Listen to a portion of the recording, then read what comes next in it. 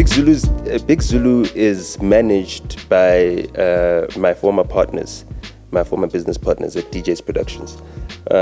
So, he's an artist that I've observed from my time when I was living in Katlehong. He used to come around to the studio the whole entire time, and just the cultural impact of Big Zulu, you know what I mean, in Zula, is like seen as like a rural Zulu guy, taxi driver type vibe,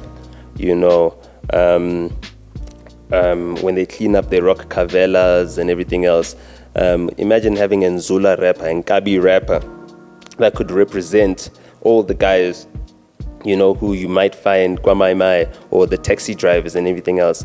Basically, what he represents and what he's bringing into the hip-hop culture is something that is authentically South African and is fresh and something that is exportable. So uplifting Big Zulu and making sure that he's prominently placed in the list, like in the top 5 position, also validates the aspirations of everyone that comes from the same environment that he comes from.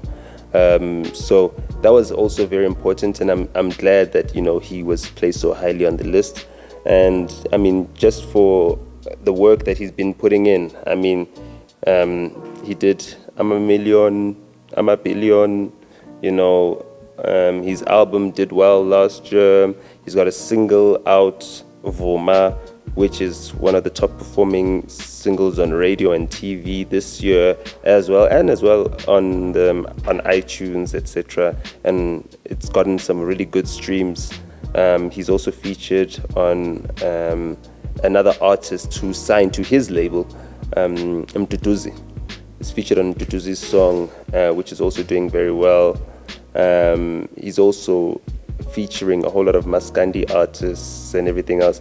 And for me, culturally, like in my role as an A&R music producer, I mean, I produced Mdano Muntu by Kid X, which features Shri. The whole entire point was to make Maskandi cool to the hip-hop listener. We did a song which I was actually featured on Mfazwe Pepper, which is Mbatanga, to make it cool to the hip-hop listener.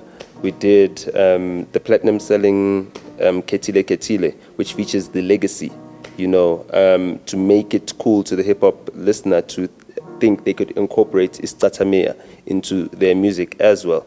And I mean, when you look at that, I mean, Mtano Muntu is a gold-selling record, Ketile Ketile is a platinum-selling record, Fazwe Pepper has also done quite well, and if you look at the artists that have emerged since we started incorporating hip-hop into, the more traditional music space, yes, your Javas, there's your Aubreys, your Black Diamonds, all of these people, were birthed by those pioneering moves, which were started by Mashaya Put,